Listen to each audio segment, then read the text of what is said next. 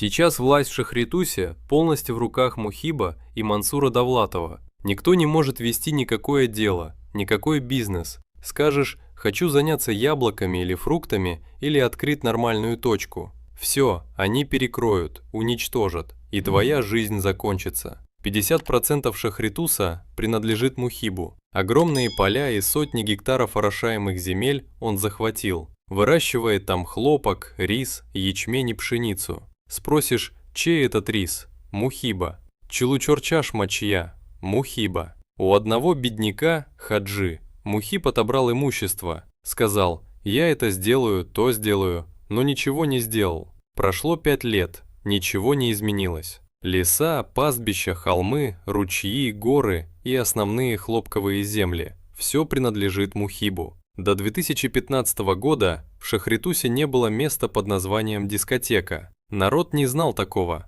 но пришел Мансур, устроил шум. Все испугались. Он открыл дискотеку и превратил ее в рассадник разврата.